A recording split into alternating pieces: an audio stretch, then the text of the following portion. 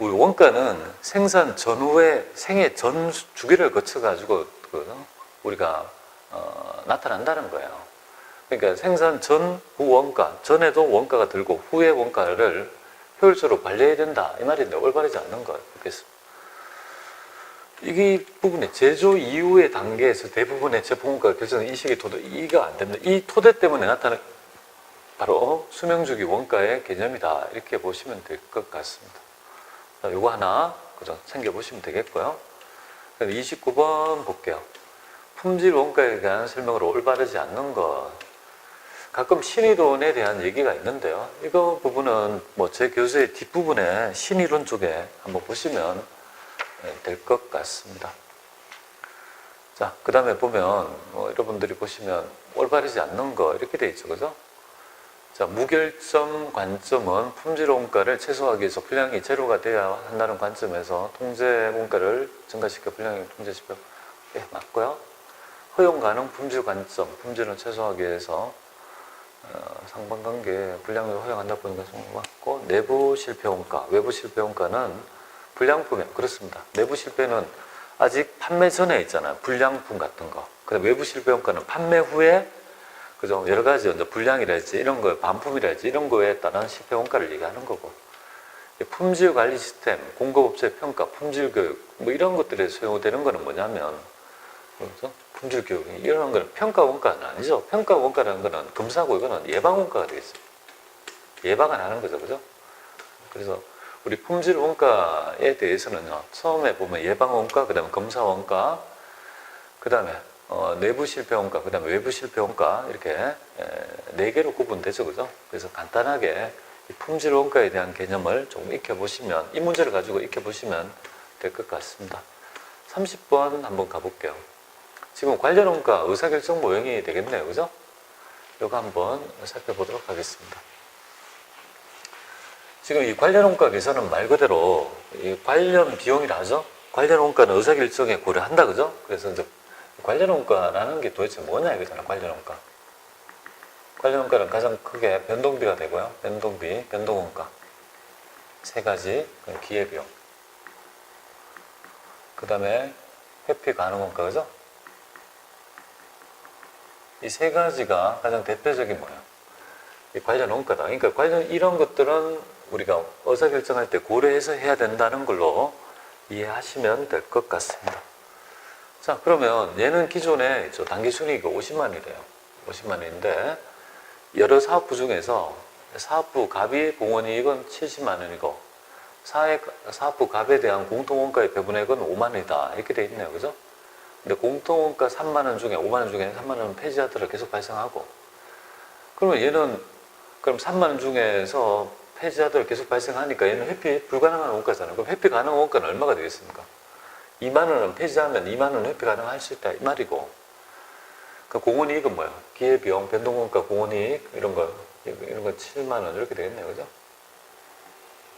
7만 원 이런 것들이 해당이 되겠습니다. 그러면 갑을 폐지한다면, 즉 여기서 갑사업부를 뭡니까? 갑사업부를 폐지한다면 내가 잃게 되는 있잖아. 공원 정분 수익과 정분 우리가 비용을 봐야 되죠. 첫 번째, 정분 수익은 뭐가 될까요? 폐지하면 들던 5만 원 중에서 3만 원 계속 발생하니까 2만 원만큼 뭐야? 세이브 될 수 있다 이거죠. 대신 두 번째, 정분 비용은 뭐가 되겠습니까? 아니 내가 가지고 있는 사업부 갑의 공원이익을 폐지하면 얻지 못하잖아요. 그럼 7만 원이 뭔가? 손해보게 되겠네요. 그로 인해서 결론은 어떻게 됩니까? 결론은 5만 원만큼이 뭡니까? 갑의 폐지에 따라 손실을 입게 되는 거죠. 그러면 만약에 폐지한다면 폐지하지도 않겠지만 단기 순이익을 얼마로 변하겠느냐? 기존의 단기 순이익은 얼마가 되겠습니까? 50만 원이다, 그죠? 그러니까 이게 폐지한 후에 단기 순이익은요 45만 원이 되겠습니다. 정답은 45만 원 되겠습니다. 2번 이렇게 되겠습니다. 참고해 보시면 될 것 같습니다. 그죠? 자, 그 다음에 우리 31번 한번 가볼게요. 자, 매월 1000단위 제품을 생산하는 3일에 단위당 판매 가격은 700원이고 단위당 변동비는 500원, 고정비는 30만 원. 그리고 3일은 용산으로부터 400단의 특별 주문을 받고 현재 유효설비 속력은 특별주문 수량보다 부족한 상황이다. 부족하다는 말은 뭐냐면 특별주문 받으면 해당 기존의 그죠 유효설비가 없기 때문에 기존에 판매되는 그죠 이 판매 수량을 줄여야 돼요. 그럴 때 특별주문을 수락할 경우 주문 비용은 또 추가로 뭡니까? 추가로 발생하는 이것도 결국은 추가적인 변동 원가가 되니까 관련 원가가 되겠습니다.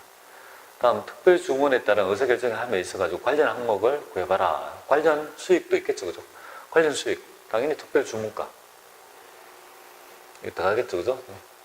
단위당 변동비 들어가고 특별주문 처리 비용 들어가고 그 다음에 기존 판매량에 따른 공원이익 들어가죠, 그죠?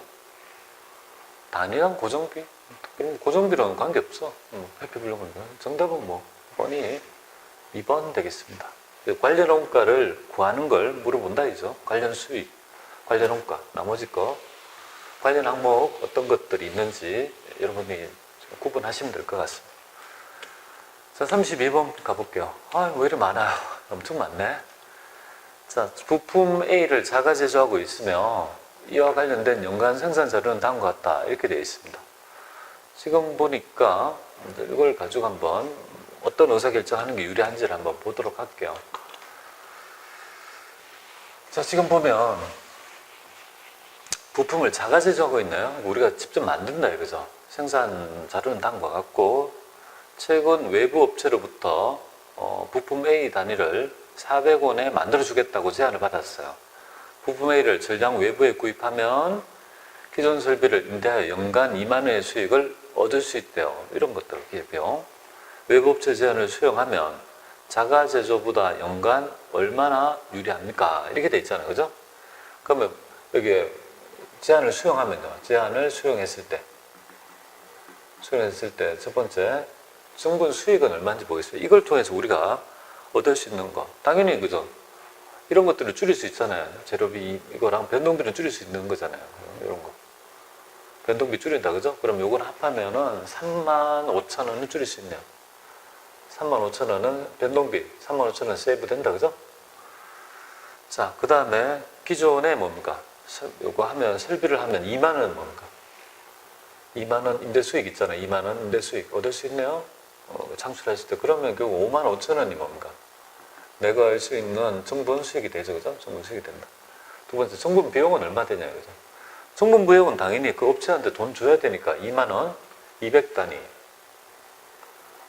그죠? 곱하기 400원 줘야 되니까 결국은 얼마가 됩니까? 8만 원이 뭡니까? 나갈 거 아니겠습니까, 그죠? 그러면 다른 거는 지금 없죠, 그죠? 그럼 이렇게 했을 때 결론 세 번째 보면 이걸 제안을 수령했을 때 그래서 25,000원만큼이 뭐예요? 마이너스가 되겠네요, 그죠? 그럼 결론은 어떻게 되겠습니까?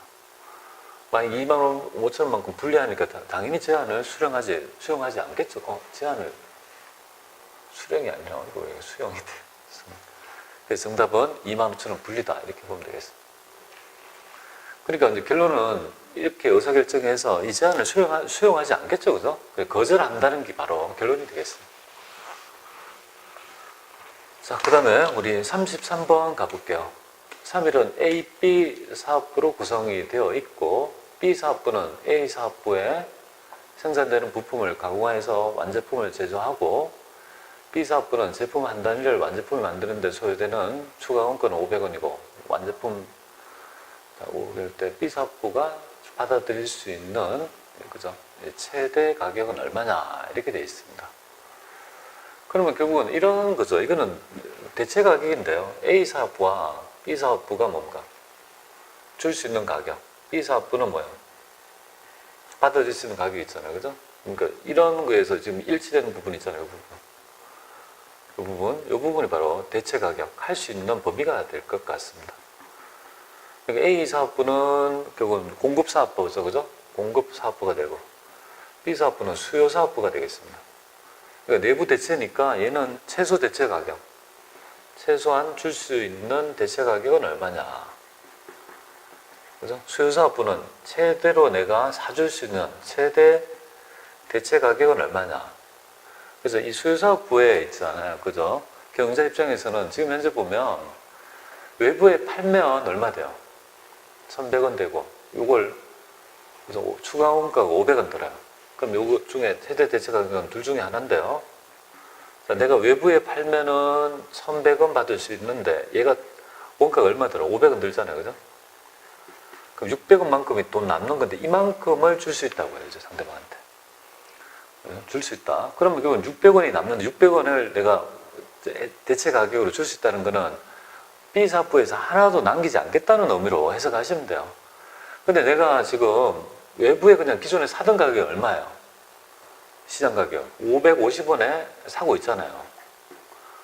550원에 살 수 있는데 굳이 600원을 줄 필요가 있습니까? B사부는? 당연히 그죠. 예, 550원만큼보다 비싸면 대체를 하지 않을 거 아니겠습니까? 그러니까 받아줄 수 있는 최대 대체 가격은 바로 550원 이렇게 보면 되겠습니다. 좀 살펴보시고요. 그 다음에 34번 볼게요. 3일은 만원의 기계를 구입할 예정이고 정액법에 따라 5년간 감가상각하기로 하고 잔존가치는 없는 것으로 추정한다. 그리고 이 기계를 만약에 샀을 때 세전 기준으로 55,000원의 현금 유입을 발생하고 있고 이 투자 기간의 회수 기간은 얼마냐 이렇게 되어 있습니다. 추가적 비용 없고 법인세 비용은 40%다 이렇게 보면 되겠습니다. 자, 일단 우리가 어떤 투자 회수 기간을 따질 때 있죠. 세후 연간 현금 흐름을 먼저 따져봐야 됩니다. 세후 연간 현금 흐름을 그래서 따져봐야 되겠죠. 이 세후 연간 현금 흐름을 통해서 우리는 어떤 의사결정을 하느냐 하면 세금을 제하고 들어오는 현금이 도대체 내가 지금 투자한 거에 대해서 어느 정도를 지금 회수할 수 있는 기간이 얼마냐. 그죠? 회수 기간을 물어보는 거 아니겠습니까? 그러니까 일단 세후 연간 현금 흐름이 중요한 거예요.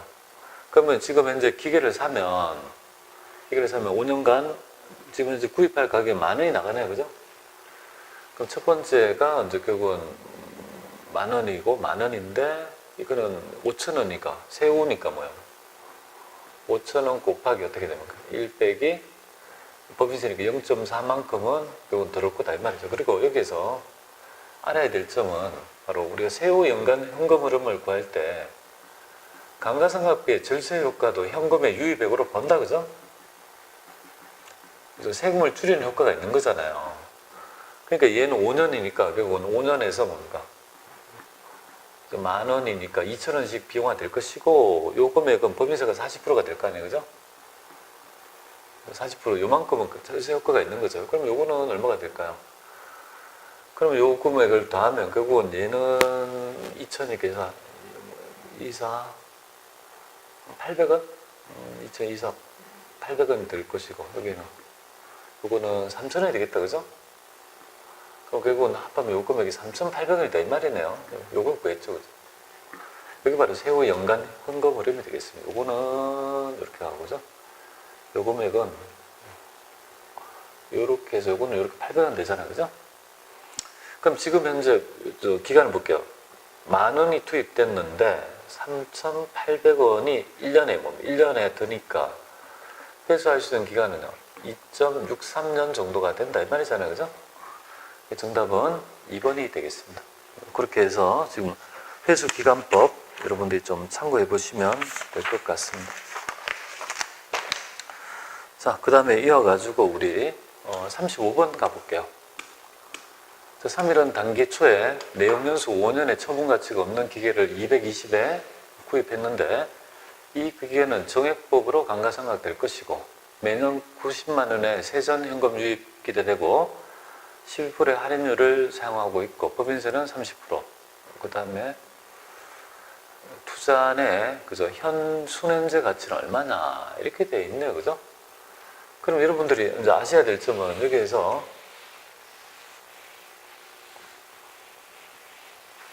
여기서 한번 따져보겠습니다. 일단은 세후 연간 현금 흐름을 따져봐야 될 것 같은데요. 일단은 투자안의 순현재 가치는 얼마냐 그럼 첫 번째가 바로 유출 가치죠. NPV 현금 유출액이에요. 그죠? 현금 유출액은 얼마냐 했을 때 NPV는 얼마냐면 지금 나가니까 얘는 지금 현재 가치는 220이 되겠네요. 그럼 220이 나갈 거다 이거죠. 두 번째가 현금의 유입액에 있죠. 현금 유입액. 유입액의 순현재 가치는 얼마나, 이걸 따져봐야 되잖아요. 그죠? 그래서 유입액이 더 크다면, 이건 투자인의 순현재 가치, MPV. 따져가지고, 결국은 순현재 가치를 따져봐야 될 것 같습니다. 그러면 여기에서 현금 유입액은 어떻게 구하는지 보겠습니다. 일단은 세전이익이 세후 현금 흐름이니까 매년 90만 원씩 1년에 뭡니까? 연간 세후 현금 흐름 한번 볼까요? 세후 현금 흐름 구해보겠습니다. 그러면 이거 90만 원 곱하기, 이거는 30%가 0.7 더하기, 감가상각비 볼까요? 감가상각비는 5년이잖아. 5 나누면 5 나눠가지고 법인세가 30%니까 그 5 나누면 220만 원 나누기 5 하면 요거는 44만 원 되네, 그죠? 곱하기 0.3 법인세. 요거는 우리 기계 220에서 뭡니까? 5년 상각한 거 그만큼이 법인세 효과가 있는 거 아니겠습니까? 그죠? 그러면 이 금액만큼이 될 것이고, 그럼 요 금액이, 그죠? 연간 세후 현금 흐름이 될 거 아니겠습니까? 그죠? 그럼 요 금액은 얼마가 되냐면, 요 금액은 76만 2천 원이 되겠습니다. 그럼 요거는 76만 2천 원이 되잖아요. 그죠? 근데 여기에서 뭡니까? 지금 현재 5년 동안에 계속 76만 2천 원이 들어올 거 아니겠습니까? 그게 지금 현재 가치, 5년 뒤에 있죠. 현재 가치는, 연금 현재 가치는 3.6일. 여기 3.6일을 곱하게 되면은 결국은 이 금액이 바로 현금 유입액의 현재 가치가 될 것이고, 이 금액은, 현재 얼마 된 2750820. 2750820이 되겠습니다. 그럼 결국은 여기에서 이 금액은요, 실제 순현재 가치는 요거랑 요걸 빼게 되면 그냥 55만 820원만큼이 더 들어올 거다, 그죠? 요거를. 그러니까 의사결정 어떻게 하겠습니까? 투자한다, 이렇게 되잖아요, 그죠? 정답은 3번 되겠습니다. 요거 한번 잘 간추려 보면 좋겠어요. 여기 좀 어려운 문제가 되겠네요. 가장 있죠, 우리가 자본 예산에서 가장 어려운 문제 정도가 될 것 같습니다. 요 문제를 기본적인 문제로 봐서 연습을 해보면 좋을 것 같습니다. 자, 성과평가 제도에 대한 설명 중 옳은 것을 찾아봐라. 이렇게 가장 옳은 것 찾아봐라. 자, 구매팀장이 최근 3.19. 그러니까 구매 원가가, 원유 가격이 떨어져가지고 구매 원가가 하락했는데 이 성과를 구매팀장이 잘했대서 임금 인상이 말이 안 되고, 영업부장은 막 밀어내기로, 그죠? 강매를 해서 신장을 짓다. 이거는 뭐 말이 안 되고, 부산공장장은, 그죠? 내가 통제할 수 없는, 공장장이 책임져야 될 통제 불능 원가인 태풍에 인해로 인해서 가지고 손실을 입었다고 그 사람을 해고했다? 이것도 말이 안 된다, 그죠? 그래서 채권회수팀장은 채권 회수율과 고객 관계에 따른 성과평가를 받았으면 자체적으로 매너 교육을 실시해서 채권 회수율을 증가시킴에 동시에 고객 불만을 감소시켜 좋은 성과평가, 이거죠? 정답은 4번이, 그죠? 올바른 성과평가가 될 거다, 이렇게 보시면 되겠습니다. 37번 가볼까요? 자, 분권화된 의사결정 권한이 조직 전반에 걸쳐서 위양되고 있는 상태를 의미한다. 분권화라는 말이 그렇죠, 그죠? 다음 중 분권화에 대한 설명으로 가장 올바르지 않는 것. 그러니까 조직이 크면 그러니까 분권화를 시키죠. 그리고 하부, 그죠? 경영자들한테 그죠? 권한을 주는 거예요. 대신에 책임도 따르게 되는데요. 그러다 보니까 각 부분에 뭔가 어떤 자기 부분에 있죠. 성과평가를 잘 받기 위해서 중복되는 행위를, 그죠? 굉장히 같이 하게 되는 거예요. 가능성이 없는 게 이게 가장 큰 문제가 되죠. 그리고 이제 가장 또 문제는 뭐냐면, 우리 회사 전체의 최저가가 되지 않고요. 부분 최저가가 나타나는 거예요. 준최저가라고 하죠, 그죠? 발생될 수 있다는 거죠. 자기 부분의 이익만 고려해가지고 발생할 수 있어요.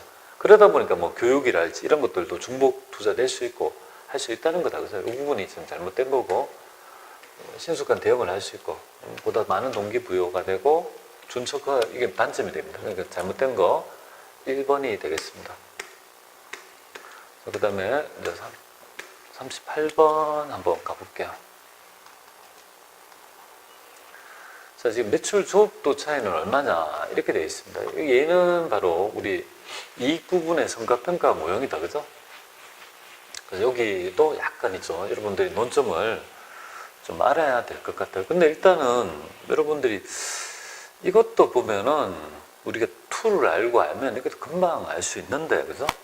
근데 일단은 우리가 매출 조업도가 뭔지를 알아야 되죠. 우리, 그죠? 이익 부분이죠. 이익 부서에 특히 판매 부서 있죠. 판매 부서 이익 중심점, 이익 부서로 하면 안 되고 이익 중심점의 성과평가 한번 보겠습니다.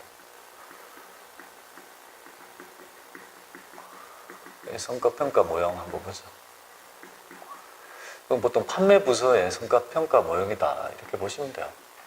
판매 부서는 우리가 계획을 잡잖아요. 그죠? 예산을 잡게 되죠. 그럼 나중에 되면 결국은 실제 성과가 나타날 거 아니에요. 실제 성과가 나타날 거 아니에요. 그죠? 성과가 나타날 거고. 성과니까 이거는 이익이죠. 그죠? 근데 이익은 공원 이익 개념이죠. 그죠? 공원 이익 개념이다. 이렇게 보시면 돼요. 그래서 실제 성과는 뭐냐면 실제 판매량에서 뭔가 실제 공원이익을 그죠? 곱해가지고 이제 성과를 측정하는 거고, 그 다음에 이거는 그죠? 고정 예산이 됩니다. 처음에 우리가 몇 개 팔겠다고 한 거죠. 예산 수량과 예산 뭡니까? 공원이익을 그죠? 곱한 금액이 예산이 될 거죠. 근데 이제 요걸 가지고 성과평가하면 안 되고 요걸 변동 예산이 되겠죠. 그죠? 변동 예산. 변동 예산이 돼서 요거는 그죠? AQ 곱하기 BCM.